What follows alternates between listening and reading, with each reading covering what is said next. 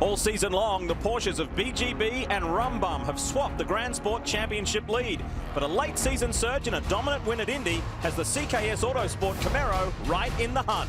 While in the street tuner class, the iMoto Mazda is being chased by the defending champion Kinetic Kia and Freedom Autosport Mazda teams.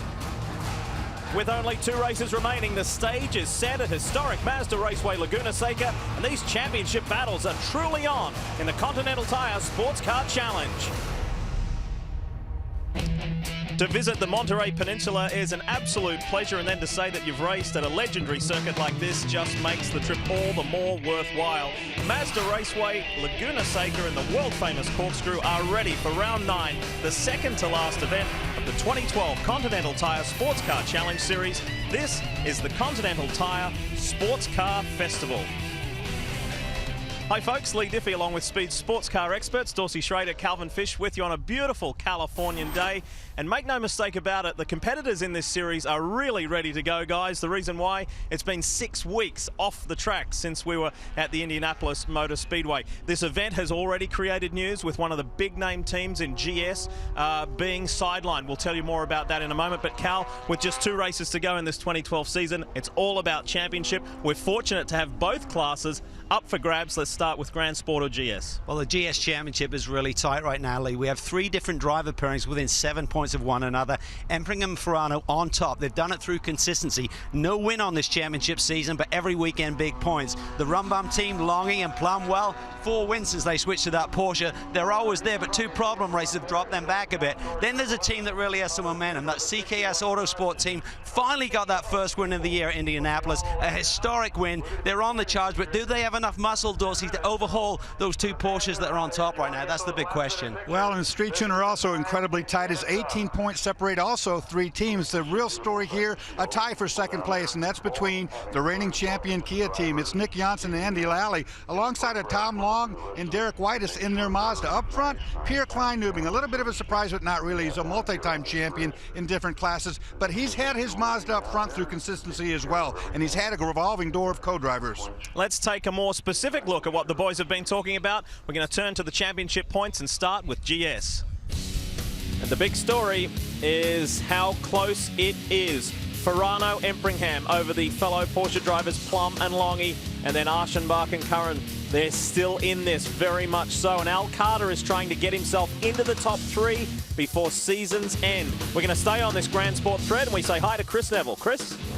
Lee, 2012 has been a year of highs and lows for Billy Johnson and Jack Roush Jr. They've had 2 wins, but they've also had 4 finishes outside the top 20, and yesterday the year got a little bit lower. Jack Roush Jr. in an outlap in practice had a massive wreck down in turn 5, very high-speed section of this racetrack. That Mustang hit that outside wall very hard. He sustained multiple fractures in his ulna, radius, and wrist in his left arm. He was initially transported to the hospital here in Monterey, but last night was then moved to a hospital in Ann Arbor, Michigan, and is set for surgery tomorrow. This team, a big questionable whether Billy Johnson will have a chance to drive at Lime Rock later this year, finish out the year, but Jack Roush Jr. definitely will not be at the racetrack. Lee? And a nice message there from Billy Johnson, front and center, and the rest of the Roush Performance crew. Yes, Jack, hope you're feeling a lot better and heal quickly. Let's switch gears to ST or Street Tuner. Championship scenario, as Dorsey mentioned, 18 points blanketing the top 3, but they're not all driving partnerships, are they? There's Pierre Klein-Newbing atop because of what Dorsey mentioned, that revolving door of co-drivers, just how close it is, and it's a deep field, so if you get a poor finish, you're going to miss out on getting any potential points. Let's talk more about Street Tuner. We say hi to Brian Till. Well, Lee, Pierre Klein-Newbing does indeed lead the championship, and Dorsey mentioned it, a 4-way tie in second. Remember, Nick Janssen, his Kinetic Motorsports team with their Kia, they know how to win the championship. They've done it before, but right there with them tied, Tom Long, Derek Whitus, Freedom Autosport, and that team historically very quick here at Mazda Raceway Laguna Seca in their Mazda MX-5s. Just 2 years ago, they finished 2nd and 3rd here. Last year, they did one better. They won and finished 2nd. That team always very strong, and they've had plenty of excitement this weekend. The sister car, the number 26, driven by Andrew Carbonell, Red Odoski, up into the famous Corkscrew. A problem there. Off the apex, they're going to make contact with the tire wall at the exit, and then a little bit later in the same day, dealing with traffic onto the front straightaway here at Mazda Raceway. Contact there and contact with the wall. If practice and qualifying is that exciting, just imagine what the race is about to be like. 61 cars in total. Thanks for that, Brian. We're ready to go, and look at this. It's an all Aston Martin front row. The first time we've seen that in season 2012. Mazda Raceway, Laguna Seca, ready to go in the second last round of the year. This is the final round for combined classes. We're going to have separate races at Lime Rock Park. Here we go. The 55, Joe Foster, takes the lead into turn one. Front row Joe, as we call him. He's always at the front in qualifying. He takes the Aston to the front. Kazimierz gets pushed out wide. That is someone in this championship chase. That is Curran up to second. Kazimierz comes back though, pushes that Aston Martin Vantage through, and then we pick up Boris Said in the first Turner Motorsport BMW. Right side of the screen, ST start gets going right there. You see good scrum going as they head down toward turn one. It was clean for the Grand Sports guys, streak tuner. A lot of cars here to make through. Look at Guay, a great start there from fourth on the grid. He may be able to get up to second. He'll go the long way around here, trying to get that inside line for turn three. Can't quite make it stick. Here we go, Kia, Mazda, Honda. That's a good start there from Corey Fergus. Fights off Guay. Really good. He had a good qualifying run. He's really come on form here in this HT class this year with Randy Smalley's team. On board look here, give you an idea about this infield. Very slippery infield surface, and this place is lined with gravel traps. You get off, you're going to get stuck. It's going to bring out a yellow. This is a huge track for these guys, of course, because of the naming rights sponsor Mazda, but Freedom Autosport do very well at this track. Look to the left there. Whitus is under pressure.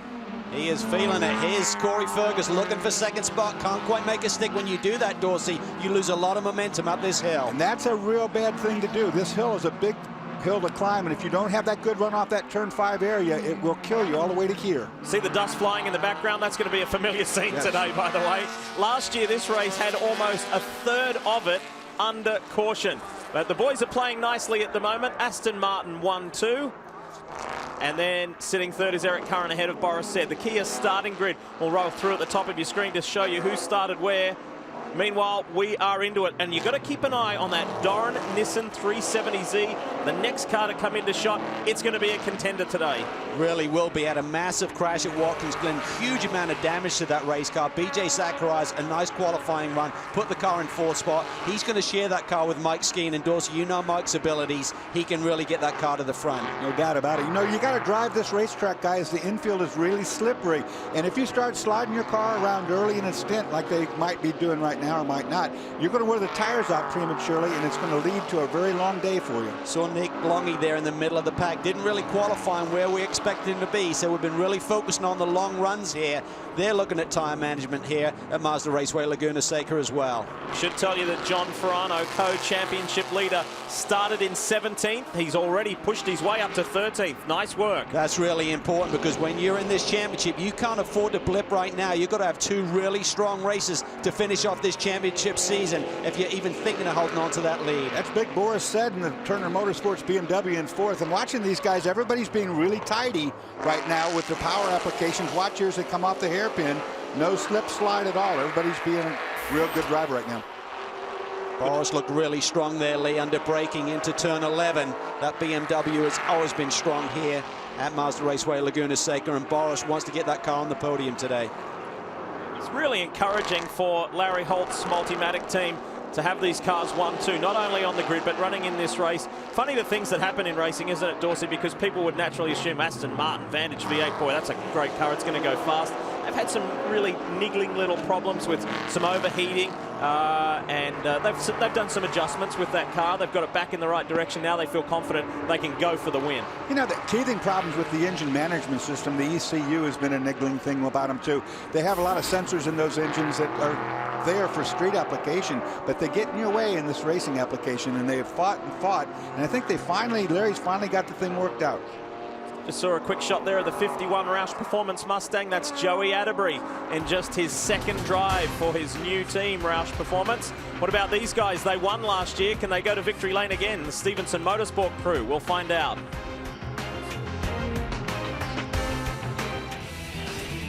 Back at this really beautiful part of the world on the Monterey Peninsula. We welcome you back. First yellow. And we hear a radio communication there. First yellow. And it's for one of the APR machines. think that's Lariva in the 191, is off to the side, and this is going to be the first of many.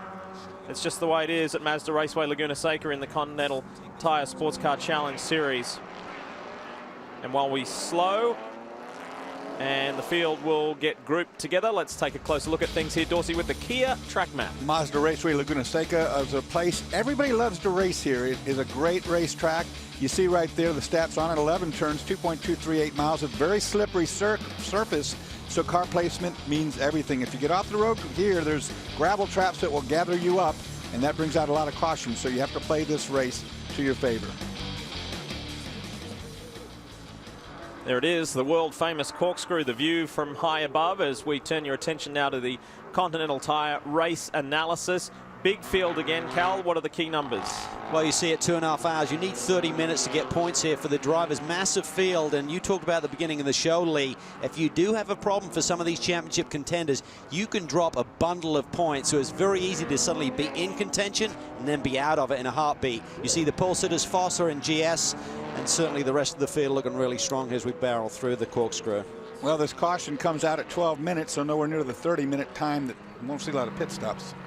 We've got 5 onboard cameras to show you today. At the top left is Al Carter in the Scene Tap B positive BMW for 4-Line Motorsports. There is the 10, the defending series champion in ST, the Kia Forte Coupe of Nick Johnson. Alongside him is Michael Galati is in the car for Mark Pombo this weekend. We give a shout out to Mark. We hear that you're making a great recovery, mate. Really good to hear. Hope to see you at Lime Rock Park. We know you won't be driving, but just there as a spectator will be great. And then the Freedom Autosport Mazdas, the 25 and 26 of Red Odosky and his good friend Derek Whitus. So that's the onboard views for you today. Let's go down to the pits for an update, and let's start with Chris Neville. Chris? Well, Lee, before we went to commercial, you guys were talking about the development with the Aston Martins and some of the heat issues that we saw with those cars during the hot months this summer. And talking with team principal Larry Holt, he really feels like they finally have their arms around that. He feels like they've got the right blend of cooling going to both the oil and the water in that car. But they've also spent a lot of time working with the ECU, the computer, and trying to get that computer to not decrease the timing in it when the temperature goes up in that car. He feels that they finally have their arms around that, but he also feels the car's still a bit heavy, so they don't know how it's going to perform over a long run. Looking towards next year, he's anticipating 5 to 6 Aston Martins running here in GS, and he's also looking at GT and Rolex. He's planning on having 2 cars at the Rolex 24, and those would be the V12 Aston Martins based on the GT3 series run in Europe. Brian? Down at Turner Motorsports, Boris said having a good run. He's in 4th right now. I talked to Michael Marcel. He said, we don't have the ultimate speed, but we've got a very consistently well-balanced car, and that may be important over the long run here in Mazda Raceway Laguna Seca. But for Boris said right now, he's playing hurt. He's got a sprained ankle. He was doing some judging for the GT Academy contest over in Europe, doing some physical training with some of the contestants, and they were doing a military-type boot camp, jumped off of one of the nets on a wall climb and actually sprained his ankle. So Boris playing a little hurt, but that BMW, they think it's going to be strong throughout the going here. Thanks, guys. And as we said, the field will come together now under our first full course caution. And if you watch the series regularly, you know what we do. We skip away to a commercial break to try and show you more green flag racing. We'll see you back here at Mazda Raceway Laguna Seca in just a moment.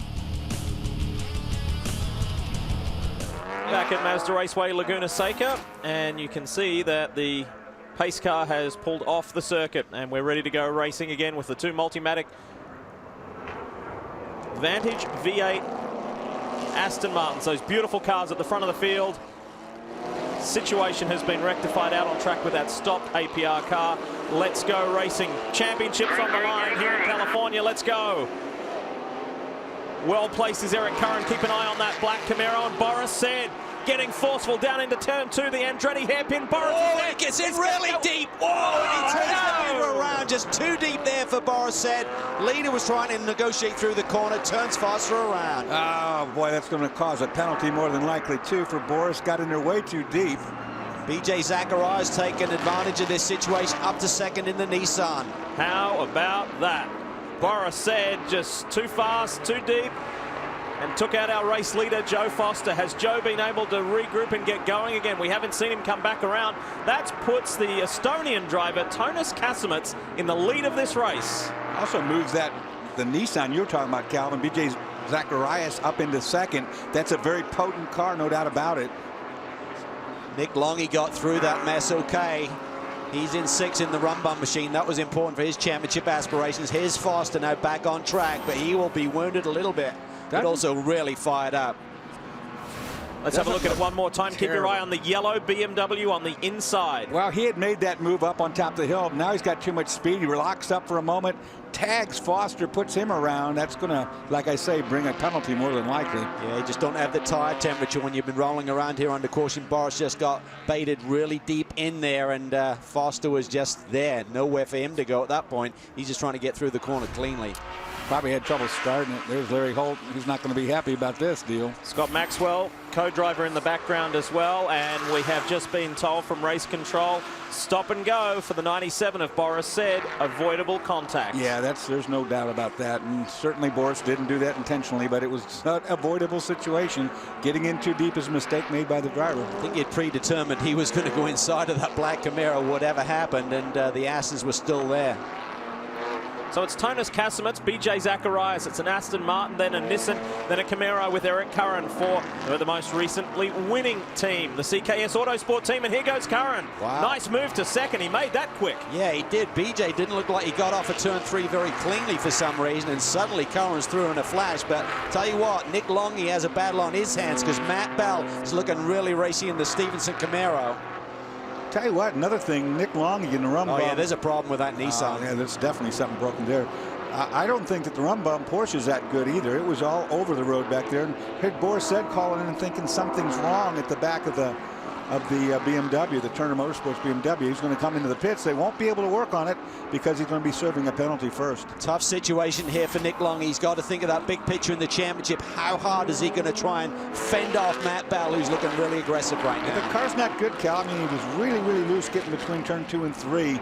The car doesn't look like it's working front to rear, unanimously. It's just one end's given up, then the other end's given up. And that's unusual because that car, pretty much at any track that we go to, looks stuck to the road, and it's like goodbye everybody else. Looks good for Joey Atterbury. Here comes Boris said to serve that penalty or to get that car checked out by the Turner Motorsport crew. Well, they won't be able to check it out under a penalty, so they've got to make a decision here. Is there definitely a problem? Do we want to look at that first, or do we want to serve the penalty and get him back around again? I think they'll just get the penalty and get on out of there. Yep. Let Boris work it out on the racetrack, and see if he can find anything more. Give him more information if they can. Curran's looking good here. Remember, he is in the thick of this championship chase, and right now the other guys are struggling a little bit. A few moments ago, up at the corkscrew, we hear there's a 3-car collision. Yes, there is. The Dempsey Mustang. Oh, that's the championship leader, John Ferrano, in that blue and silver Porsche. Has he been able to get away unscathed? Well, no, I don't think so. He got tagged. He got backed into right there, and it's going to have some sort of damage. Yeah, that right side definitely took a hit there, Dorsey. Here's our ST leader, Nick Johnson. They've really worked hard on developing this 10 car, this Kia car. They realized they lost a bundle of points in the mid part of this championship season. They're still hanging on in there, but they need a fast race car. They've got it going. And here is Joe Foster. Trouble for Foster. He's off the outside here. That's something broke, I believe. In the meantime, Charles Putman's going to get a stop-and-go penalty for up there in the corkscrews causing that melee. So the 48 right there. Charlie Putman gets in to the 158. Who backs into. Key part is whether it was between the wheels, more in the door than in one of the corners. That'll be the critical aspect to that hit. That's Roger Miller in the 158 machine. There's Joe Foster, pole sitter and one-time race leader, is stranded. Hey, let's talk more about the GS Championship leader. That is John Ferrano, who just got hit in that incident. Chris is standing by with his team leader. Yeah, John Teasey down here on the radio with him. And what did John say? Is everything okay with that Porsche? John's fine. I think somebody bumped him, but he's good. We were just trying to figure out if he cut a tire, but he seems to be good. I'm on the spot here, Chris. You tell me I'm not interesting or funny, so I'm trying to think of something, but we're going to figure it out. Everybody's on the radio talking like a chat line. I got to get back to you. That's well, funny this team already. was set up for a pit stop, and now they've stood down. That was pretty funny right there. Chris, did you really tell him that? Come on, Lee. What do you think? Well, John TC is quite a funny guy, and it's good for him to bring that up. Look at the side of this Porsche. Well, that's good, though. That is Cal, good. look, it hit right in the middle of the door, like opened up a big hole in the door. Anything weird like that? I think the fender pushed it away from the tire. I don't think he's got any damage other than just cosmetic. Could be a lucky break for these guys. Right now because I just couldn't get back up to speed. He's got a big hole in that door. You can just see the extent of how badly that is caved in. All right, second full course caution to go and get the stranded Joe Foster. We'll find out what's wrong with that Aston Martin when we come back. Only on speed. We welcome you back here to California to Mazda Raceway Laguna Seca, and getting closer to going back to racing after our second full course caution for the stranded Joe Foster in the Aston Martin Vantage for Multimatic Motorsports. And so many storylines here today. Championship up for grabs. Are we going to see another dominating performance from CKS Autosport? This black, kind of fearful looking Camaro of Lawson Archenbach and Eric Curran. Great driving combination. The team are high on morale at the moment after that win at Indy, ready to go racing, and their car is at the front. Green, green, green. Let's go. What has Tonis Kasemets got in second? Is he able to make a move on Eric Curran down into the Andretti hairpin? No. He is. And I'll tell you what I'm really surprised at. None of these GS cars, really, the leaders, took the opportunity to pit. They do about an hour on fuel, so you'd think that if they start now, they'd do it on one more stop, but they decide to stay out. Still BJ Zacharias, Joey Atterbury fighting there with the 96 machine of Paul Dall'Alana. We had a great start, by the way, from the outside and made up some position. This is a really aggressive move for Paul. This is great stuff. Joey Atterbury, there is Matt Bell, and look out for the 35 of Brett Spouty. Subaru's been good all weekend. Didn't qualify particularly well, but it's racing very well. Well, this is a low grip racetrack on that infield and that all-wheel drive. I mean, as these guys starting to lose tires and starts to get slippery, that 35 Subaru starts moving forward. And another full course, guys. Oh, that's automatic. Aston, see major damage to the left front corner. Yeah, he's had into it with somebody. Tim Fox in the invisible glass Aston Martin Vantage. This is the third V8 Vantage that we have in the field. And that's a shame because that car with Chris Wilson behind the wheel earlier was running right up towards the front. I wonder what has happened. We'll find out. We'll find out what happened right here. It's already happened. Looks like he got in the back of somebody. He had to get into someone, Dorsey, with that left front damage. On board, we might get a better look at this. Oh, that was before the restart. This is coming in the final turn before they see the green flag. We're on board here with Nick Johnson, our ST leader. He's going to lose the left front. What's going to happen? He's been back. See all the parts of the body. Oh, look at that. The ST leader's running over all of these bodywork parts that he's shedding. I think a tire. Yeah, tire's down. Off he goes. Tim Fox got into the back of the 48 four-line machine with Charles Espinal behind the wheel, and that's what did the damage. And that was way before the green flag restart. Again, can't emphasize enough why like the top dozen cars in this race did not decide to pit.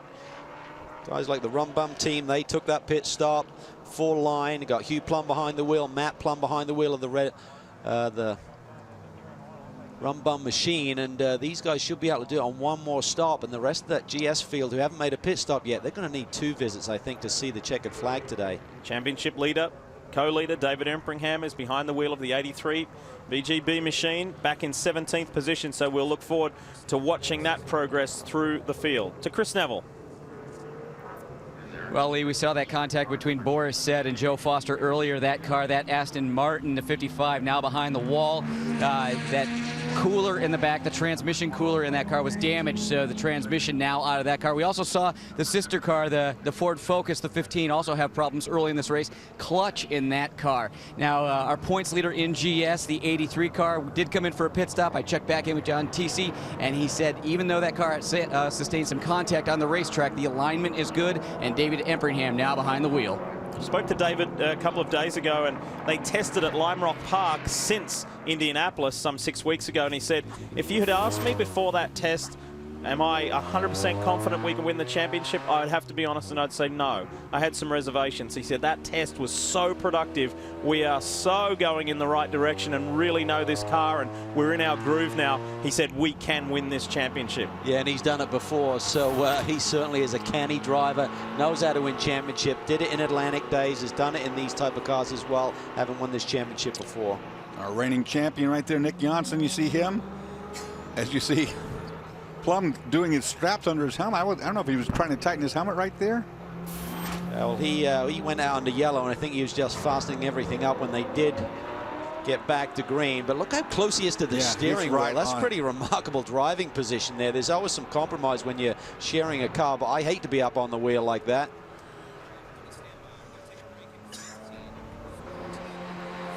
And there is Michael Gallardi working the wheel of the second Kia Forte Coupe, the number 12 machine, before he hands over to Matt Pombo. Time for a break. See you in a moment. Time to get you up to speed with what's been going on here at Mazda Raceway Laguna Seca as we ride on board the Kia Forte Coupe. And this was a nice move from Alex Altberg on Michael Gallardi. That was a pass for second. Nick Johnson in the other Kia continues to lead the ST division, as you can see just up ahead of these two guys. Great battle at the front. That's in the street tuner class. Climbing the Rahal straight, heading towards the corkscrew. It's not only what's been going on in ST, but what's been going on in GS. There has been a phenomenal scrap, not only for the lead between Tonis Kasemets and BJ Zacharias, the Aston Martin and the Nissan 370Z, but also a little further back for positions 6, 7, and 8 between Hugh Plum, his younger brother Matt Plum, and Dave Empringham. The BMW and the two Porsches have just been banging on each other. It's been a terrific scrap. That is incredible stuff. The two brothers are going at it. Here they come. Down into turn 6. Hugh Plum leads his brother right now. Matt Plum, who's in the thick of this championship chase. And this is significant. The 31 car, Pierre Kleinubing's car, problems in pit lane right now. That is our leader in the points that we talked about earlier on. Chris is down to Chris. Yeah, Calvin, you said it just a little while ago. You can have an 18-point lead. It can look like everything is going your way. Well, right now, Pierre Kleinubing, everything is not going his way. He's got a broken axle in the left front of this Mazda, and he is sitting in pit lane as the team is trying to get this car back out on the racetrack. But that 18-point lead that he had going into this race, it's probably going to be gone at the end of the day. Wow, what a turn point. On board with the ST leader, it's swinging Nick Johnson and Andy Lally's way. The defending series champion out in front. You know, he said, if we hadn't have had that hiccup at Watkins Glen when we got caught in that crash, life could have been a bit easier, but that's the way it seesaws in this championship. He also said they settled a little bit. They thought after the start of the year, when they were very competitive, the car was going to be good. Then he said everyone mid-season, there's some performance balancing going on, and suddenly all of the other manufacturers were quicker than us. We had to go back to work, and we had to do it in a hurry. But remember, Nick Johnson will miss the final round at Lime Rock Park. There's a World Endurance Championship conflict in Bahrain, so it's going to be Andy Lally taking the torch there. Oh, Boris said, and Ashley McAlmont, same place that Boris tagged Joe Foster. And he'll probably get called to the principal's office once again for that one, because he drove right into the inside. Ashley's been in the thick of it there today. She's been in some pretty fierce battles in the last 5 or 6 laps or so. This is a bit strange right here. The 12 comes in for a pit stop, must have had a flat. They were running first, third. This car was in third place, just last lap. It's actually surprised that both of the Kias didn't pit when we saw that caution after 30 minutes. They'd have been good on points, both of them. And, you know, these ST cars will go about an hour and a half on fuel, so you'd still need a splash. But if you got some significant yellow, you could squeak through with just one stop. We'll have to see how this strategy plays out. I'm thinking this was more like a cut tire situation. And we got a full course caution now. This will save them. Yep. This is our 4th, and we've got a new race leader. BJ Zacharias has got that 370Z Nissan out in front. Oh, and that's a lot of debris, too. Yeah, that's a big old chunk of car laying there. Turn 5. Wow. That's a Continental Tire Sports Car Series debris. Yeah. Spare parts. Plenty of rubbing. Now, we want to show you a replay just a few moments ago. Jordan Taylor is back at the racetrack, which is a very good sign for him, and he's going to finish out the season with 2 Continental Tire races. He's driving for Mitcham Motorsports. Look all out of control. Wow. Late on the brakes, drifting it down into turn 1. He's backing it in there. Onto the road. Yeah. That was some drifting. It's pretty cool. Nice control. Yeah. Very good control to avoid hitting that other car. So for the 4th time, we've got a full course yellow. And what a day for these guys after that disappointment. They were gutted. They were just devastated at Watkins Glen. Mike Skeen felt that he could have driven to the victory. A little factoid for you, brought to you by Continental Tire. The difference between passenger car tires and race car drivers. Average life there is significant.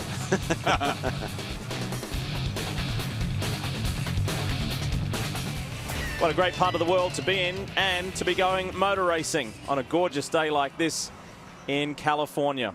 Welcome back to Mazda Raceway, Laguna, Seca. Since we last were with you, we've had another full course caution, but let's bring you up to speed right early in the race. Watch Boris said in the Turner Motorsports BMW. Not 1, not 2, but 3. Bang! Just gets in way too deep there on that restart. Turns the leader around. Joe Foster, who was our pole sitter.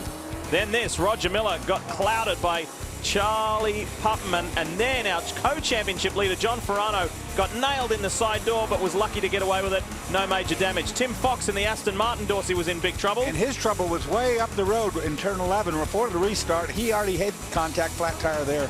Look at this, and brotherly love here. Matt Plum gets into the rear end of the seam tap BMW of Huge Plum.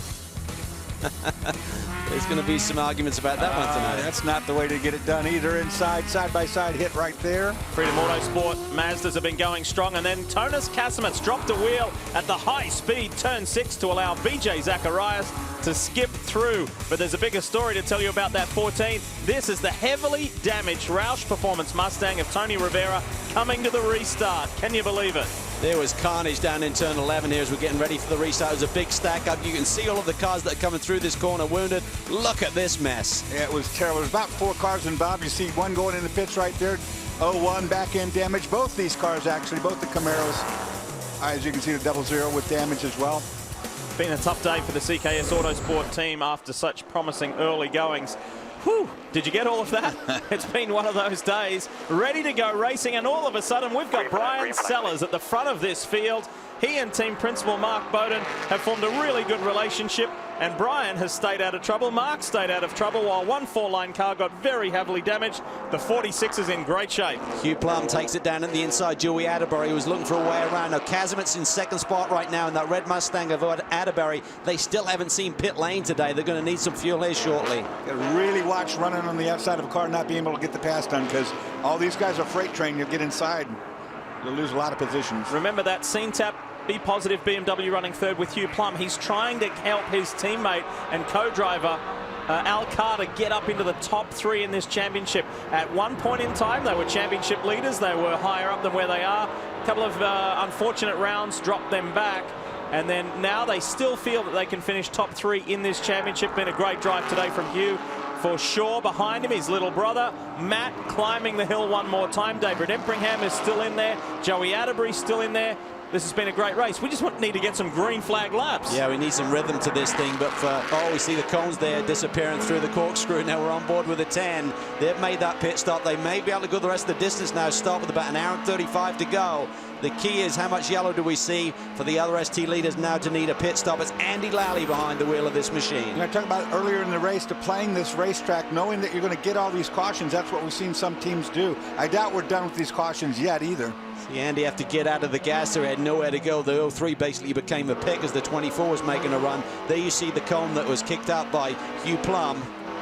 Well, let's switch gears. Let's talk GS, and let's go to the pits with Chris Neville with one of our championship contending teams. Chris? Yeah, the 13 car, 1 spot ahead of the 83 on the racetrack, 1 spot behind him in the championship, and Nick Longy hoping his teammate can stay in front of that car. But Nick, one thing I've heard Calvin and Dorsey say consistently today is that 13 car doesn't look as stable as it typically does. How's that car working? It's actually working fairly well when we're alone. It's just the nature of the car that it's a smaller engine car and a momentum kind of car, and this track is sort of works with that, except when you get into traffic. There's so many situations here where anything with a big V8, Camaro or Mustang, it's just hilarious. You see our in-car camera, we're on their bumper in the last corner here, and down the straight they just get smaller and smaller, So when you're fighting in traffic, it's very tough. So you find yourself having to just really lean on the car super hard. You know, not the best for the lap times, you know, not the best for keeping the tires under the car. But what we have to do, it's just the nature of the beast. Well, it's such a finesse track, such a handling track, but it's also a very dirty track. Brian? It's been a difficult day for the guys down at Mitchum Motorsports as well. Jordan Taylor returns to the Continental Tire Series. Beautiful Paul Reed Smith signage on that car, but what happened at the restart? Yeah, I wish I knew. I mean, when it goes green, you usually expect to go somewhere, and everyone kind of just stops, like literally 0 miles per hour on the track, and it caught me out because I'm usually ready to go on a green flag, but I barely clipped someone, and then another car came barreling in from behind. So it's unfortunate for the Camaro and Mitchum, but they'll be back at Lime Rock. Well, we talk about Paul Reed Smith guitars. It's not at all uncommon to see them here at the racetrack. The winners in the Rolex Series get one. Jack Higginbotham, the president of Paul Reed Smith Guitars. Different look this weekend because you got signage on a car. Tell us why. Absolutely. Well, first of all, we're awesomely happy to always be a part of Grand Am Racing. This is the first time we've been out with the Continental Series, which is great too. But Mitchum Motorsports and we teamed up for one race, and basically this guitar is going to be auctioned off for proceeds to go to Johns Hopkins Kimmel Cancer Center next week. We have a big open house in Annapolis, Maryland, and basically this car, this guitar, they'll be at our place, and we'll have a lot of fun, hopefully raise some money for Hopkins. Rock and roll for a good cause, guys. Yeah, they're expecting about 3,000 people there next weekend, so all the best to everybody from Paul Reed Smith Guitars. And did you see Hugh Plum get sideways there? He's feeling the pressure from his little brother. He really is. Here comes Matt now on the run up the Rahal straightaway towards the corkscrew. We are hearing word that Brian Sellers, our current leader, may be in problem for exceeding the speed of the pace cars. We're about to go back to green. You're supposed to maintain the same pace. I'm not sure you're allowed to do that when the pace car's making that tight turn in pit lane, Dorsey, but either way, they're looking into it. It's not a good thing. I mean, the lead car's going to have to come in and serve that penalty, and I'm hoping that Reed Smith guitar holds up better than the Camaro did. Yeah. Otherwise, it's going to be hard to play. Here we see this restart. Watch now the pace car on the pit lane side, right side. Well, watch the green flag, too. Yeah, he's clear by it. Well, yeah, he did. I guess he did accelerate it. But can you even see it from the track? I'm not sure you I guess they're saying you should be maintaining speed, and he was probably accelerating up there, but that's a close call. That's a tough one. Not going to be happy. That team will be furious with Brian Sellers coming off a brilliant win in the ALMS Championship at Baltimore on the streets. Just did a superb job there, winning with the Porsche. Chris Neville has more on this Brian Sellers situation, Chris. Yeah, there's an official down here right now talking with this team on the radio with the control tower, so I don't know if this penalty is going to happen or not, but Brian Sellers, his day went from bad to great, and it could go bad again. Talking with him earlier today, and they had a driveline problem in qualifying. They ended up changing the slave cylinder, gearbox, clutch, and the throwout bearing in that driveline to try and get that car working again. Obviously working great on the racetrack. It was the throwout bearing that had failed in qualifying, but going to be very interesting. With it, it looks like that car is going to come to pit lane. The team ready for him.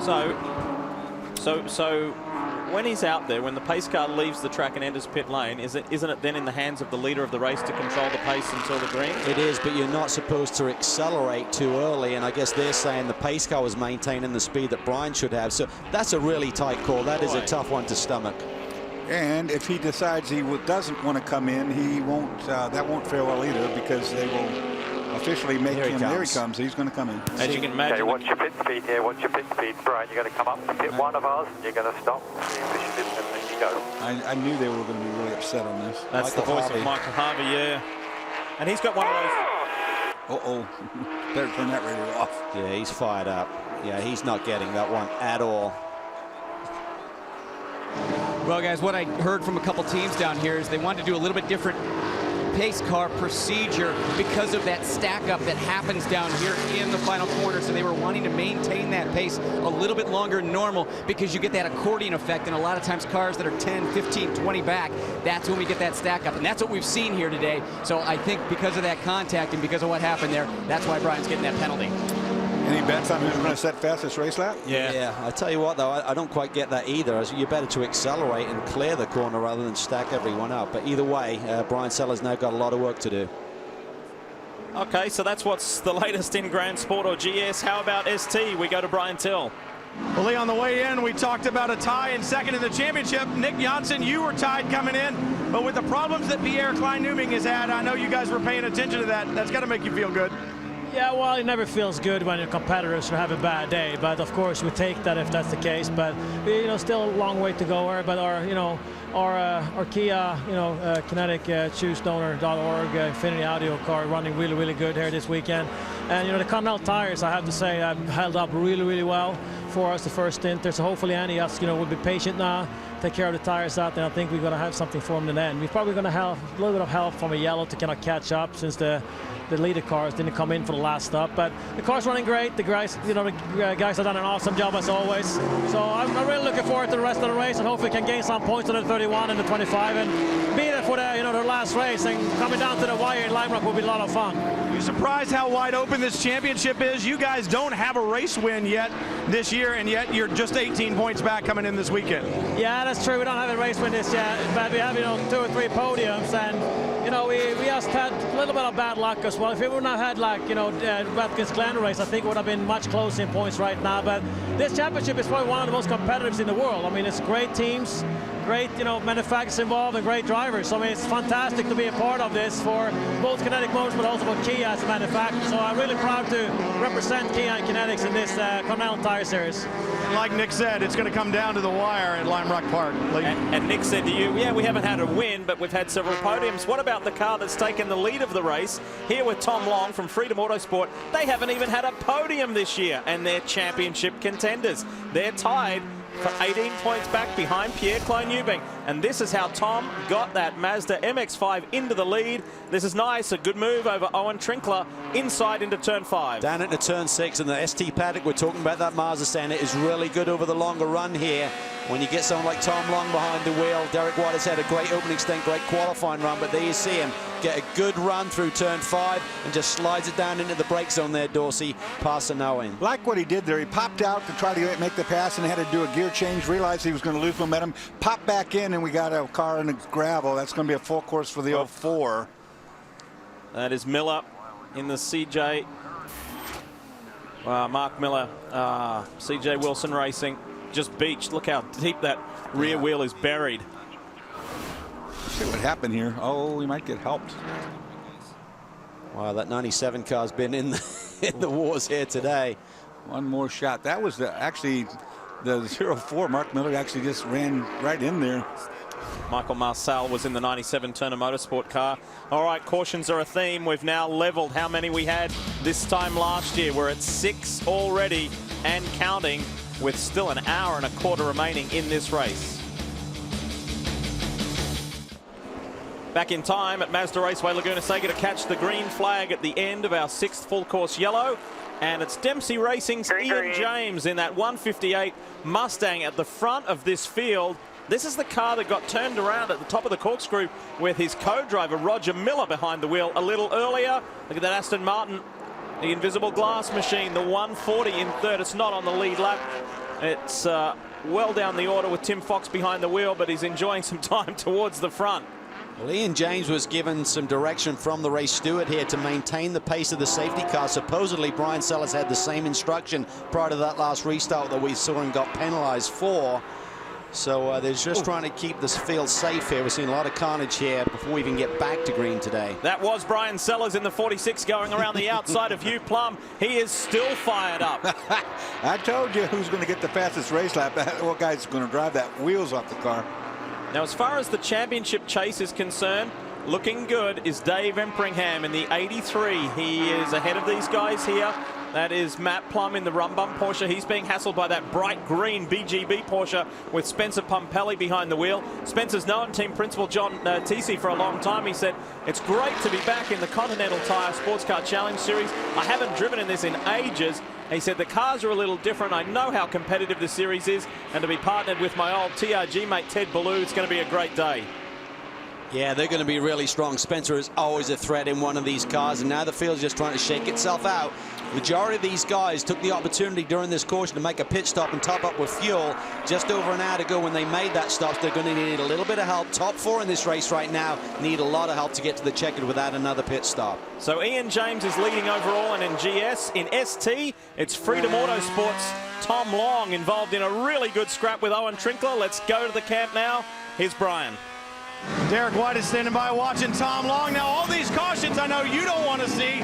Long runs seem to be better for you guys, but what kind of car does Tom have right now to take to the checkered flag? Well, you know, that Mazda MX-5 prototype is a great car over the long runs like you mentioned, and as long as we can keep that spread out, I think we're going to do pretty well. We're not the most powered car out there, but with the twists and the turns of Mazda Raceway, it really takes good care of us. It's exciting to be here at Mazda Raceway. We had a great race here last year.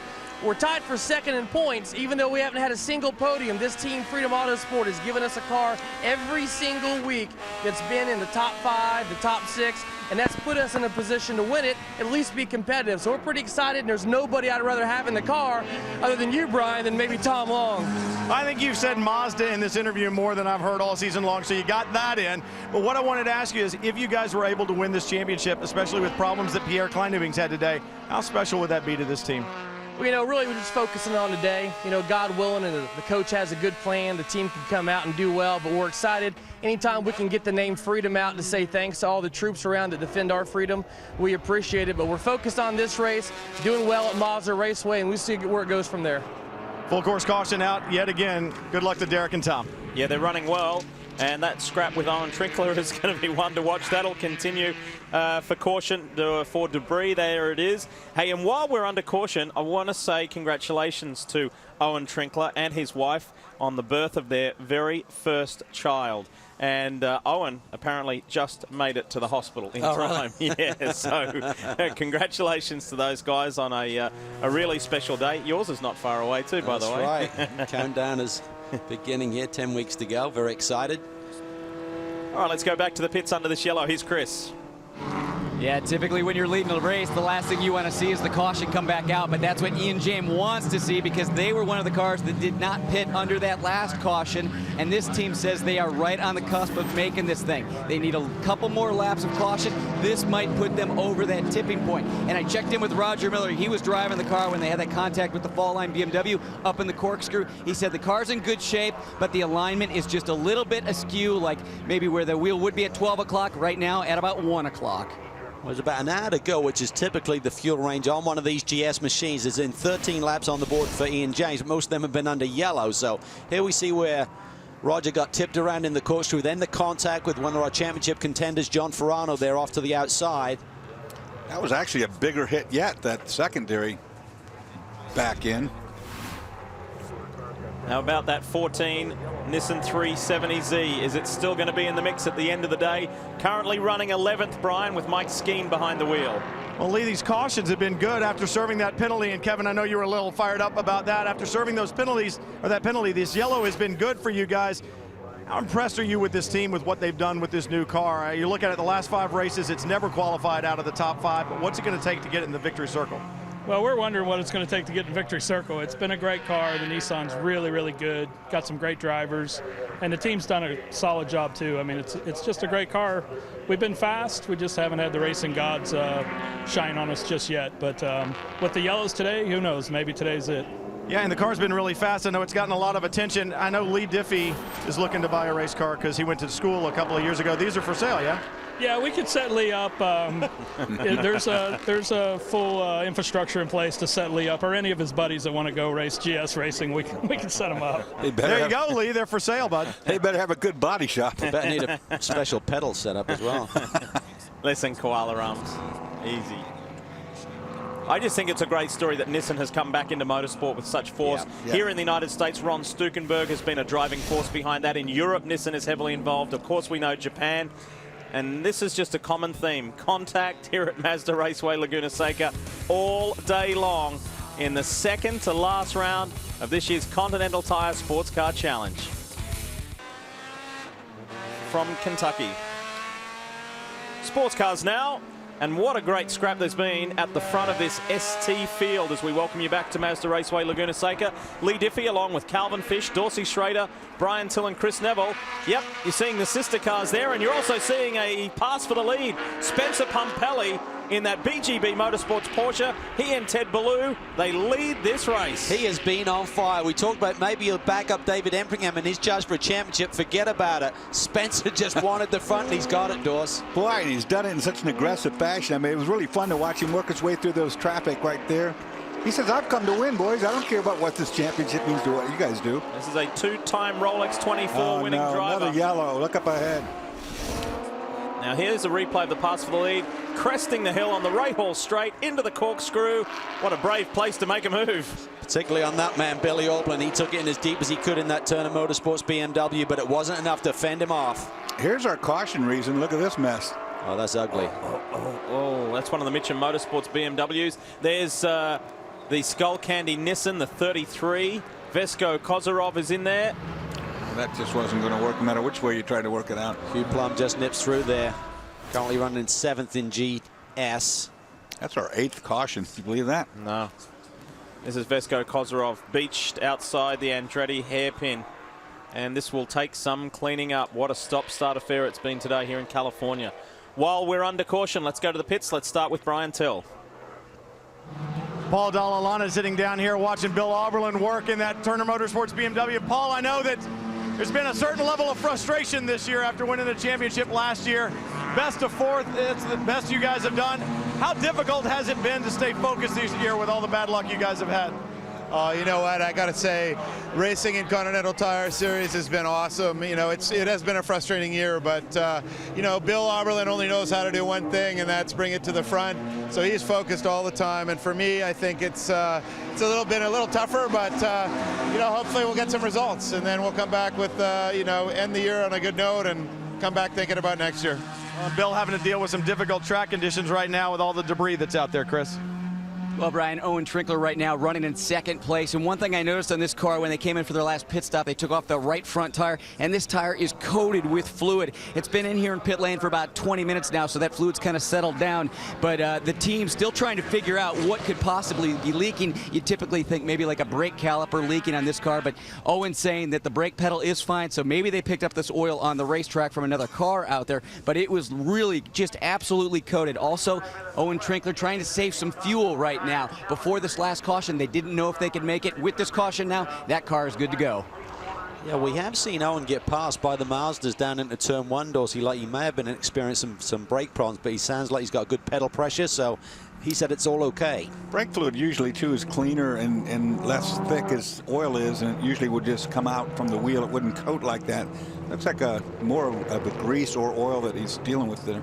Talking championship at the front of this field, look to the 4th place car, and that is championship leader Dave Empringham. The car in front of him is Lawson Aschenbach. He too is a championship contender. Unfortunately, due to issues, contact front and rear, that car went 2 laps down. So Lawson's doing his utmost to get back on the lead lap, but he's tried to get by Billy Auberlen, couldn't do it. Pumpelly got by here, and it's just been chaotic today. Incidents everywhere, just like this, to bring out our 8th full course yellow. With just over 36 minutes remaining in this race, it's time to see that green flag fly one more time. It's a record number of cautions in a single event this year in this racing series. That's the 8th full course yellow done, and you've got 2 terrific sports car drivers up front. Spencer Pumpelly in Kermit the Frog, the green Porsche, and then you've got Billy Auberlen, turns him around. And we know what that's going to do. Wow, that's going to change the complexion a lot.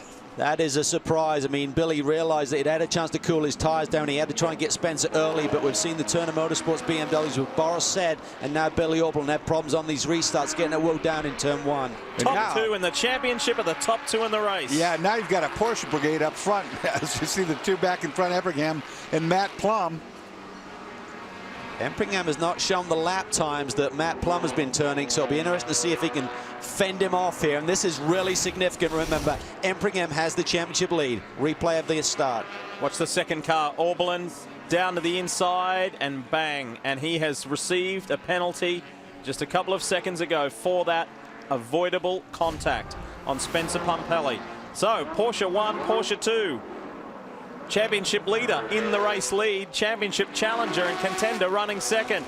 And Matt Plum is going to be all over David Empringham for the next half an hour. Just like this, as a matter of fact. This can be a 6-point swing as opposed to losing 3 points to David Empringham. You can gain 3, so it's a 2 for these guys duking it out for the championship. Look, he goes defensive. He's going dive in there? Not this time. And look who has appeared on the scene. John Edwards, the defending race winner here at Mazda Raceway, Laguna Seca, in that Stevenson Camaro, has suddenly got 1 foot on the podium. He's coming hard up this straightaway, climbing the hill. Big power there with the 8-cylinder motor over those 6s. And it's not impossible for that blue and white BMW in 4th. Brian Sellers, who was penalised earlier for exceeding the speed of the pace car on a restart. He was furious on the radio in the cockpit. The cautions, I think there's been 2 or 3 since he received that penalty. They've helped him enormously. And all of a sudden, that 4-line BMW is back in the mix. Going to be a factor, Dorsey. How much of his tyres did he have to use up to get back to this track position of 4th? That'll be the key factor, I think. And you know, Hugh Plum's right behind there in the other BMW too. The B positive BMW is just right behind Brian Sellers, and he's motivated. Then you got Mike Skeen in the 14, the Doran Nissan. Let's switch classes and switch gears. And we ride aboard the 25 of Tom Long. Let's have a listen to this Mazda climb the hill. Of course, yellow. Oh, another one. We are setting all kinds of records today.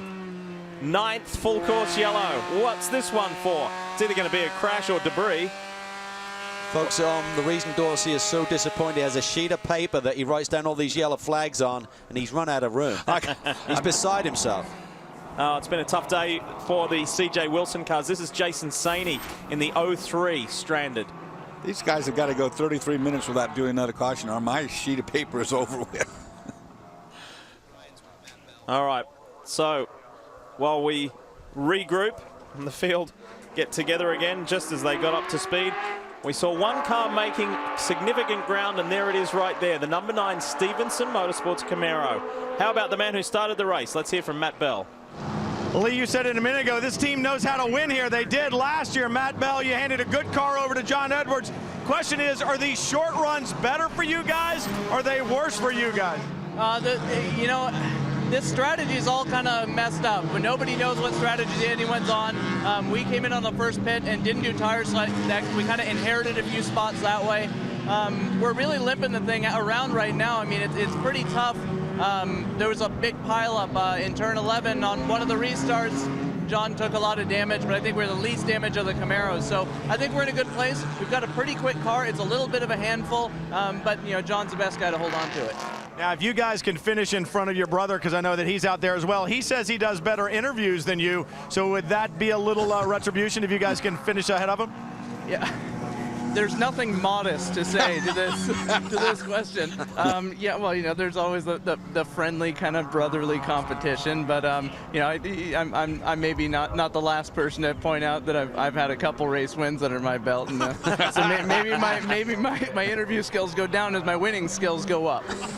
Best of luck, Chris. Well, Corey Fergus right now cracking his knuckles, biting his fingers, trying to figure out if that 197 can make it. You guys are a little tight on fuel with this caution. Are you guys good to go? We are good to go. That's what the team just told me, so smiling. Owen's taking it easy out there. I think we got a really good car. Just need to be patient and hope things come into fall in our favor. So tough weekend for you guys because you had a lot of mechanical problems with that car, so you really didn't have much track time. That's right. We had some transmission issues, clutch issue, changed new transmission, new clutch. I only got about 5 laps before qualifying, so things are a little tight. Yeah, great qualifying session for this young man because he didn't have many laps, and it was his first time at Mazda Raceway, Laguna Seca. Yeah, nice work for Corey Ferguson. It's interesting when you think about the RSR Motorsports team because they're running that split organization at the moment, 2 Minis, 2 Hondas.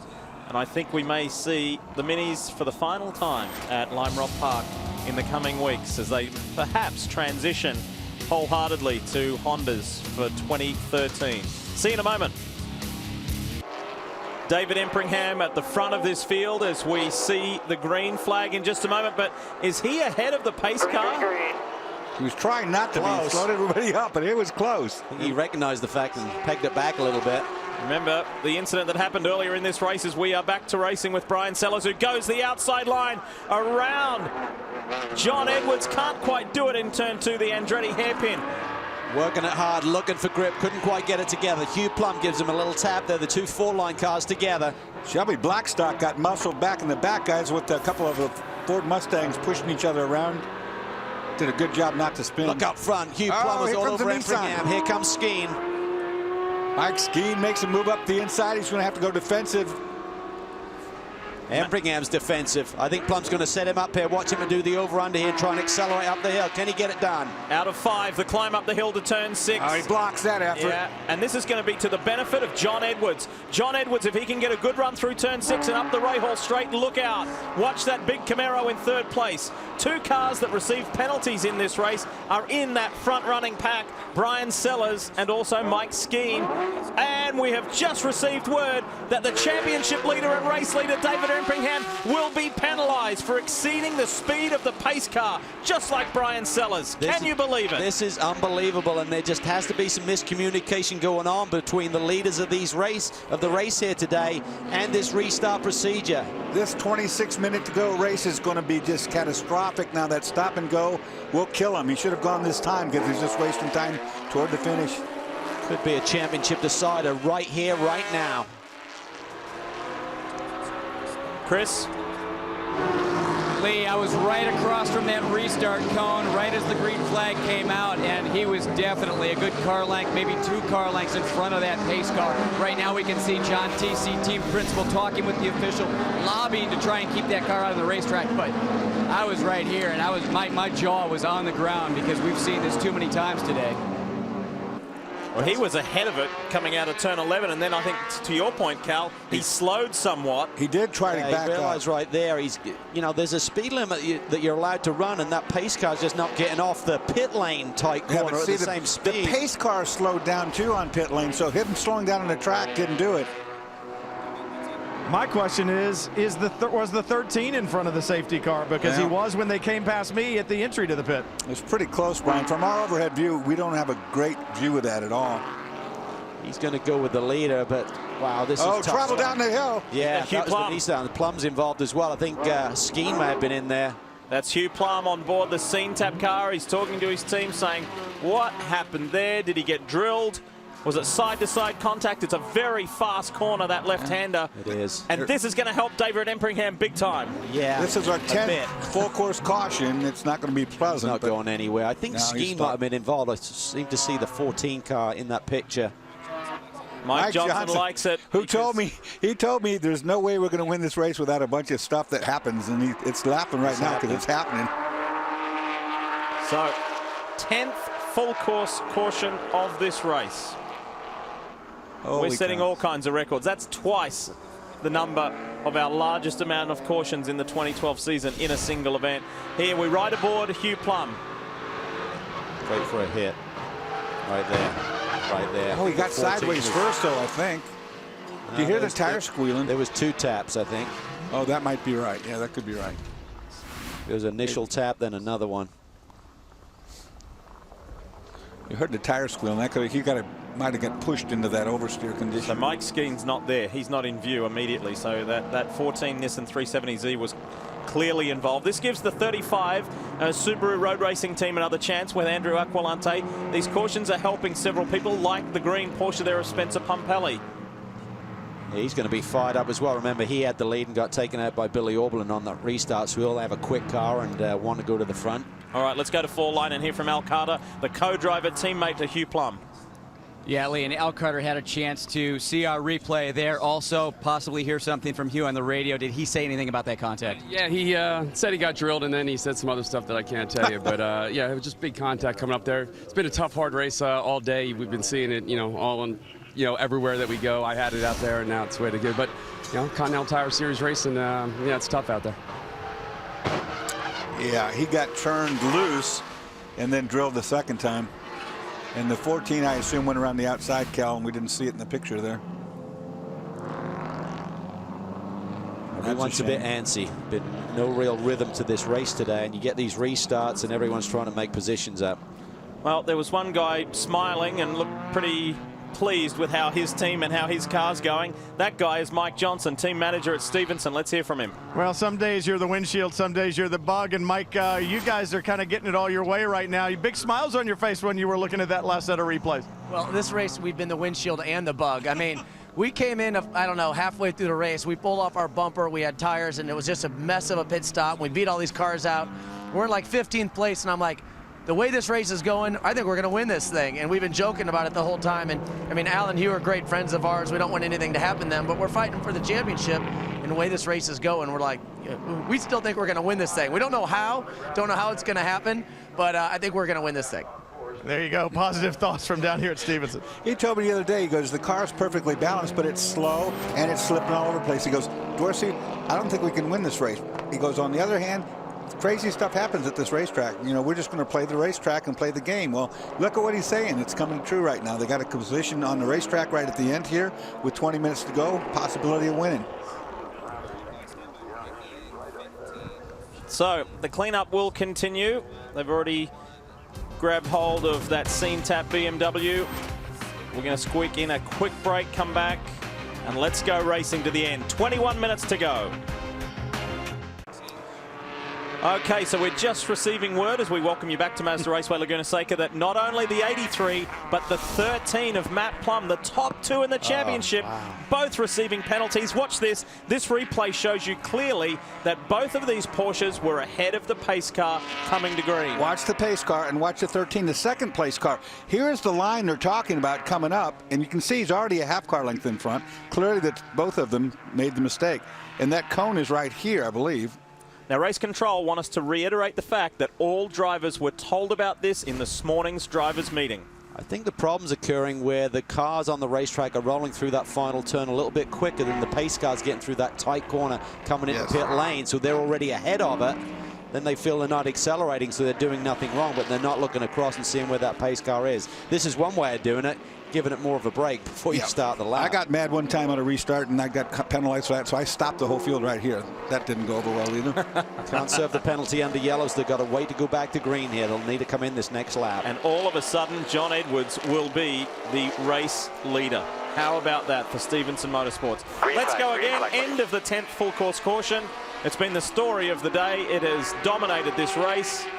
But don't forget about the fact these two guys are still going to race each other hard, because it will still be for position at the end of the day, and there's a championship on the line. Even though they're going to lose a bunch of positions, it's still critical which way around they are. And it'll just be for less points, that's exactly. all. Yeah.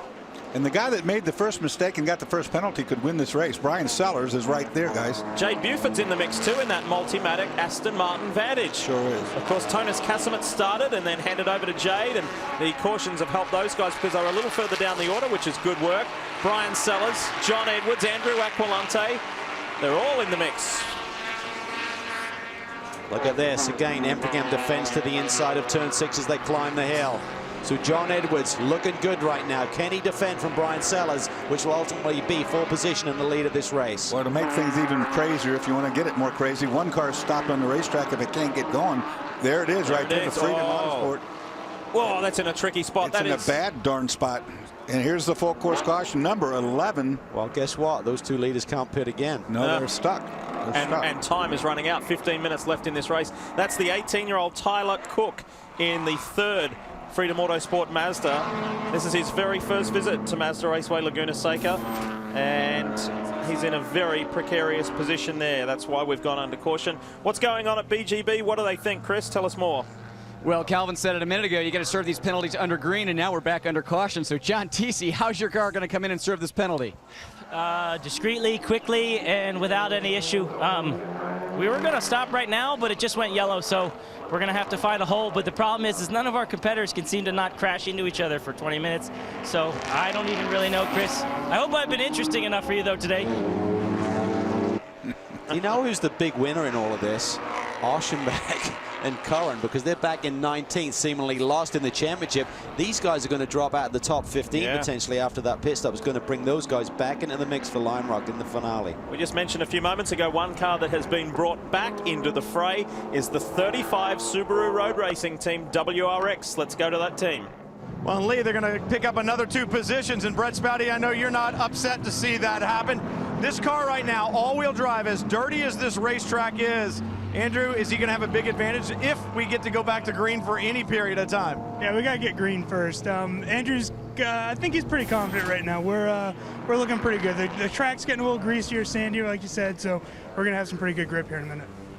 Lee, they're looking to move forward when we go back to green. And that man there, Brett Spouty's had a very interesting off period, the 6 weeks that we've been away from the track. He moved from Florida to north of Atlanta to Dawsonville, where he is going to be actively involved with the new Atlanta Motorsports Park. I think he's going to be running their go-kart facility, which is a pretty awesome track, but the big track itself looks really good. It's a beautiful facility. I haven't been out there since they've laid the blacktop. I was out there last year. It looked like a unique layout, lots of elevation change, a beautiful job they're doing out there. There's a very unhappy Joe Vardy from Rum Bum Racing on pit road, we understand.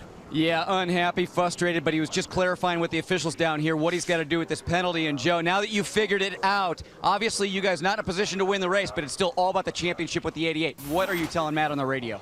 Well, we're just trying to figure it out. We're not the ones that were leading, didn't set the pace. We were behind the car that was setting the pace for the beginning of the race. He passed the leader. We were behind him. He was passing the pace car in the pits, and that's what the penalty's for. But we supposed to keep the pace. That's the rules. But he happens to be in front of the pace car, so now we both got penalty.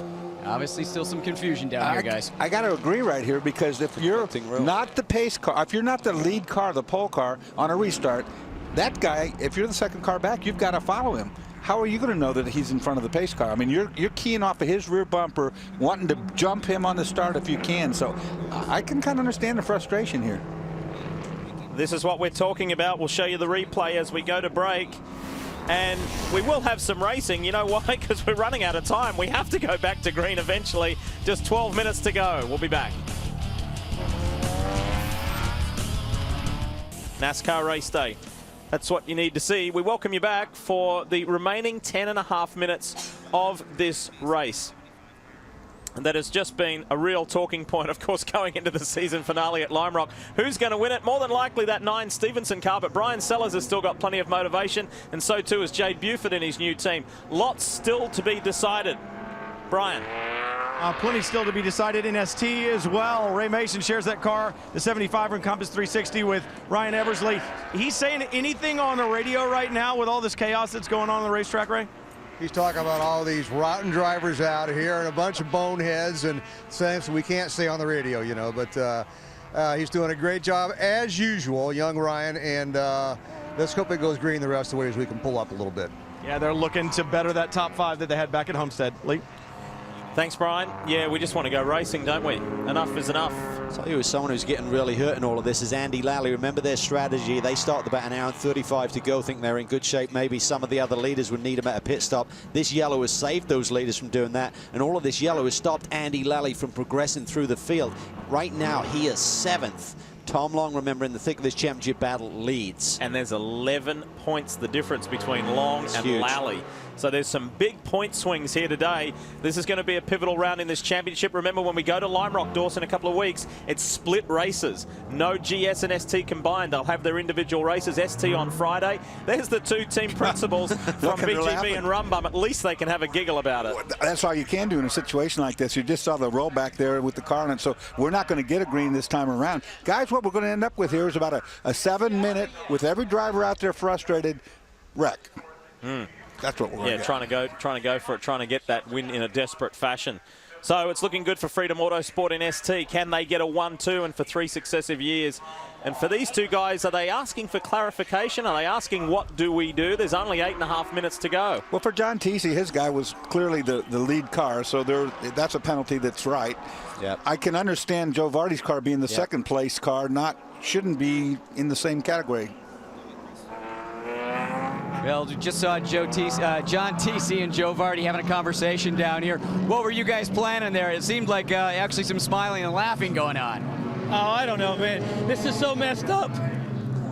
We'll be fine. That's a guy who's seen more racing than we'll probably ever see. Yep. And he knows the tricks of the trade, and he's brilliant at strategy and planning and execution, but even this race is surprising him. Hey, Cal was talking about the Kinetic Kia team. What's going on there, Brian? Well, you can have strategy, but it doesn't always work your way. These cautions are killing you guys, and Andy's charged back up to the front. What are you telling him with just a few laps to go? Yeah, I mean, right now it's just to be safe, basically. We have obviously the championship leading car right behind us, Kleiner, but it seems to be refusing to go by. He's just kind of trying to, be there and make it very difficult for Andy. So hopefully they're not going to do anything stupid in the last few laps. And if we can finish here in the top 5-6, I think it will be a very good jump in points gain for us going into Lime Rock, and we'll be within striking distance for the last race. So we are just going to take what we can get here. Klein Newbing trying to put the pressure by staying in Lally's mirrors. Remember, he's several laps down, but this is a guy who doesn't succumb to pressure easily. He just won 2 classes in luge in the World Championship, so Andy Lally not one to give in to pressure. There's that stranded Freedom Autosport car, while the other 2 cars are first and second in class. And we should mention too, it's a huge day for Kia. Their corporate headquarters is in California, in Southern California. They've got about 60 guests and employees that have made the trip up to be here at Mazda Raceway Laguna Seca. They're trying to get that 2nd consecutive championship. Look at this, these 2 beautiful Porsches prepared by Demand Motorsport, built by Demand Motorsport, are going to be taken away from the front of this field as we ride with Tom Long, our ST leader. Well, the key, they're going to be taken away as long as we can get a green flag in, because green flag lap, because if they keep going yellow, Dorsey, I don't know what the officials are going to do. It'll have to be a time penalty unless we can get the cars back under green flag conditions to serve this penalty. And what do? They just do the delta of pit lane, add that to the race time. We're going to see what happens, guys. Guess what? They're behind the pace car this time. Yes, yeah. I'd learned that lesson myself. All right, ready to go. What's that now? 11 caution stores? Yeah, look at this. They're going to stop at this, but I got in trouble for 2. Green. Everyone's been super cautious. That was an ugly start. It was like everyone was asleep. Just under 6 minutes to go here at Mazda Raceway Laguna Seca. Jade Buford and Brian Sellers. Buford goes down the inside of the BMW. They're going to get together. Not going to work. Pushes Sellers out wide. And Aqualante's going to push that Subaru through on the Aston Martin. Good, forceful driving, but just what you predicted, boys. Everybody's going to be a little bit over-anxious and eager to try and get what they can in these closing minutes. There's Spencer Pampelli back in the mix in that lime green Porsche, the 2nd of the BGB Motorsport machines. You go wide through there. It normally ends up dirt tracking, but Aqualante did very well. Has he got enough down into turn 5? Yes is the answer. And Brian Sellers will give a little bit of payback to Buford here. All this is good for happy. Sorry, Cal. All this is good for John Edwards, who's going to be the winner of this race. The way it's going right now. Both those Porsches are going to pit here on this lap, and Edwards has got a good lead. He has got to stay green until they get to pit lane. It does. Otherwise, they got to wait again. And this is significant. Remember, we talk about the swing in terms of the championship. Whichever one of these boys can stay in front of the other, that'll be significant when we head to Lime Rock Park. I anticipate these guys will finish 14th and 15th here today by making this pit stop. So this time by as they come down to turn 10. Next up, it's pit lane entry. Here we go. Fun. Top 2 will duck in to serve that penalty. John Edwards is your new race leader. 12 months ago here at Mazda Raceway Laguna Seca, Edwards and Bell went to victory lane. Can they do it again? About a 20-second delta here to roll down pit lane at the speed limit, 45 miles an hour. There you see the field just flashing by. Got to stop in their pit box and go. Go. Look, there's the ST top 2. That's how far back they've fallen. Back to like 15th place, 16th, 17th. It keeps going. They'll be out of the top 20 easily. It's a disaster. There's no other way to look at it. Looked like Empring had his pit lane speed a little bit higher than Plum, because he certainly gapped a little bit there. Look at this battle. Aquilani, he is in the mix here, looking for their 2nd win of the year. They had the brilliant win at New Jersey. He's using it up. He's using it up. That 4-wheel drive coming into full effect. Here comes Pampelli. Here he comes, the man who had the lead before he was taken out down in turn 1. He tries to switch back on the climb up the hill. Not enough. I think that curb slowed him up a little. Got to watch those curves. We're seeing cars break suspension on those red curbs that you see inside of the apexes here. You heard some tyres protesting there. That was the Subaru of Andrew Aquilante. Up the Rahal straight. 3 minutes, 17 seconds to go. Pressure mounting on John Edwards at the front, defending his win from a year ago. You've got to back that BGB Porsche. Pampelli is flying. He's the fastest race lap guy right now. I mean, that Porsche is fast. But can he get by Brian Sellers? That's the only thing that's going to hold him up a little bit. Time is running out. They're going to get this lap and 2 more, it looks like. Can Edwards hang on? These guys haven't been on the podium this year. Can they get their first victory to double up on the win they had here last year? Turn 11. for one of the last times in this race. A Camaro, a Subaru, a BMW, and a Porsche in the top 4. Here comes Pumpelly up the inside. He's going to make a run. He is flying. Look at the speed in that Porsche. Did you see how close he was to the wall? Brian put him right there on the money. Two guys from Atlanta, Georgia. They've done a heap of racing together. And Spencer gets through into that top 3. Little nudge there. I'm still here. He's got some speed. He's got enough speed to go after these two boys who have the lead right now. Can he make it stick, though? Boy, wouldn't that be a shot in the arm for BGB, who had to swallow that bitter pill of their championship leading car, forced to serve a penalty. Riding with our ST class leading car, Tom Long. Here comes Embringham. He's now in 14th spot in class. Up front. Edwards is defending. Aquilani squares off the corner, tries to get on the power early to climb the hill. Oh, he's going to take, no, not there. Pumpelly watching that all, and Brian Sellers too. 1.5 laps speed right there. He gets through that corner so well. Aquilani will try to position the car to defend on Pumpelly. Can he slide it down in this brake zone? Spencer got the lead here from Bill Auberlen earlier in the day. Not here. Slight tap there on the race leader. 1.25 laps to go. They're coming to the white flag. You couldn't ask for a better final lap. He's got to clear Aquilani quick if he's going to go after Edwards, but Aquilani's all over Edwards right now. Watch the brake zone down into turn 11. And watch that Porsche climb off turn 11. That was astronomical last time by. Got that launch and he was able to get by Brian Sellers. This is going to be ugly in turn 1. I guarantee this is, everybody's going to go 4 wide. Oh, Spencer got a little bit sideways there, lost traction, getting off 11. That'll be costly here on the run down to the brake zone. Watch it into turn 2, into the Andretti hairpin. Who goes the deepest on the brakes? Spencer Pumpelly thought about it. Yeah, that was a good move. Oh, he gets into him. Aquilani was all crossed up. He gets into Edwards. Big fire. They've got an oil line cut on that car now. A oil cooler, one or the other. Aquilani got in there so deep to defend from Pumpelly. He rammed the back of John Edwards, but Edwards continues. That's leaking oil all over the racetrack. So watch out behind him. Watch out behind him. Yep. See him sliding on his own oil right there. Gets to a safe spot. That's smart, because along with that Burns, it's going to catch something that's... Looks like Sellers is all over Pumpelly for second position right now. Edwards has a bit of a gap. Look at this. Sellers clears him. Clear him. Pumpelly's got a problem. He might have a tire going down. He is really loose right now. Yeah, look at it. It's wiggling all over the place on him. Was that something from when he hit that curb hard a little earlier? He's got damage on the right rear corner. Look at the right behind the tire. I think he's got a tire going down, like you said, Calvin. Or maybe bent that right rear, towed it out. Yeah, something's going on. Wow, what a day for John Edwards. Yeah. Surviving the war, but a few more corners to go. Tossing it through there. Great car control. It also puts the Aston Martin Vantage into a podium position. So not even a single podium in season 2012 for these guys, John Edwards and Matt Bell. But they're just going to skip second and third. They're going to go all the way to the top of the podium and repeat what they did a year ago here at Mazda Raceway, Laguna Seca. There's been crashes, there's been fires, there's been a little bit of everything. But Stevenson Motorsports prevail in California. How about that? Edwards and Bell do it for the second consecutive year. That's doing the most with, and we got a Mustang. Yeah, here comes our ST leader. And for the third year in a row, Freedom Autosport will be on the podium. It's their second win. It's a Mazda MX-5 winning at Mazda Raceway, Laguna Seca. Long and Whitus are really in this championship hunt now. What a day. They get the win, and Andy Lally finishes 5th in the Kia. The championship will go down to the wire in both classes. A 1-2 for Freedom Autosport.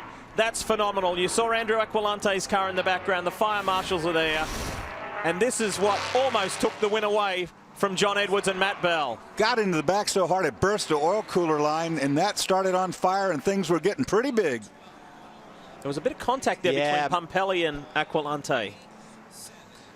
Mike Johnson said, no, no. Oh, we're okay. Motorsports has been waiting for victory in the Continental Tire Sports Car Challenge Series. Where did they do it? Right here, Brian Till, 1 year ago.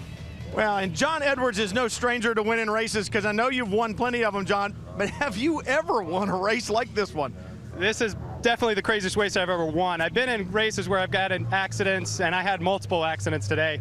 One on the restart when everyone checked up, and then on the last lap when the Subaru forgot to brake or forgot there was a corner there or something. But I told my team manager I couldn't believe when I looked in my mirror. Car was on fire, And when he hit me, it was such a hard hit, I thought we're done for sure, the car's broken. And I looked in my mirror, I saw him on fire, I saw the Porsche caught up, and I realized I'm still leading this thing. We still got a shot. But I think Mike deserves some credit because I think he told you guys that when we were back in 3rd or 5th or wherever, that we were going to win this race. And I was even pessimistic about it with the speed of the Porsches. But everyone kept making mistakes, and we got lucky and won it. Well, it wasn't pretty, but it still ends up as a win. Matt, anything to say to your brother? Nothing to say to my brother. No, but you know, this race isn't one of those races where everything maybe worked out for us. It just worked out slightly better for us than anybody else. It's a very messy race. There were a lot of, it was exciting anyway. But yeah, Mike Johnson called a great strategy and even called that we were going to get the win. And but John ran a great race. You know, our engineers set up an excellent car. We've been really struggling with this all weekend. Haven't been able to kind of get a beat on it, and finally just put it together. Congratulations on the win, guys. From GS, let's head back to ST and Chris. Well, lots of congratulations down here, lots of high fives. Tom Long, you guys just have this place figured out. 3 podiums in a row, 2 of those wins. What is it with this car and this racetrack? I tell you what, man, if you want to drive a great sports car, you got to drive a Mazda, and what better way to do it at Mazda Raceway? These Continental tires held up great all race long. Did have a lot of cautions out there, so we're just biding our time, and Derek Whitus did an awesome job at the start, and qualified front row, and zoom, zoom, baby. This is awesome. And Derek, nobody likes to ever see problems with the competition, but with Pierre Klein-Nibbing problems today, you guys are now leading by 9 points. You guys have never led a championship like this.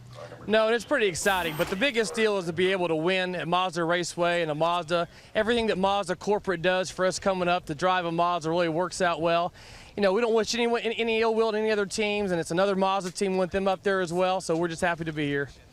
Well, I think we got Mazda in on that one, Brian.